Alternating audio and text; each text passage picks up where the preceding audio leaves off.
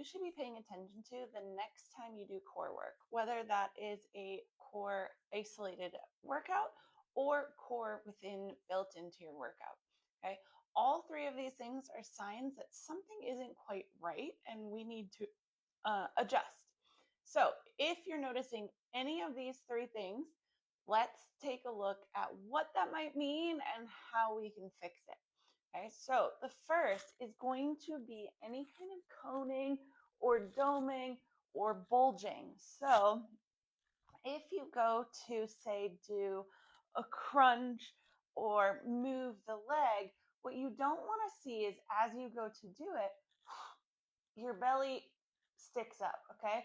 So as you go to do, let's say you're doing some marching dead bugs, instead of getting that good 360 exhale and those corset abs to kick in, as you go to lift a leg, you are getting this big pooch or that six pack is sticking out.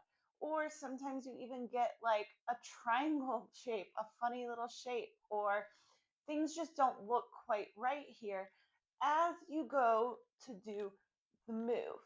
Okay, so that's a lot of pressure out and down on that pelvic floor that can be related to things like leaking, prolapse, back pain, all of that. So if you're noticing any pooching out, it can be isolated to just down here. It could be the whole core that is doing that. We need to reevaluate how we're using our core system when doing core work, okay? Number two is going to be making sure you're not holding your breath. So if you continue with those marches, if we do the same thing, or if we start adding our arms, you want to make sure you're not holding your breath. Okay, so we want to think about timing the inhale and the exhale with the movements that we're doing in order to not bear down or hold our breath. So very similar to the coning or doming, it's going to create a lot of internal intra-abdominal pressure that we don't want. We want to avoid as much pressure as we can, especially pressure that's going to wind up going down on that pelvic floor.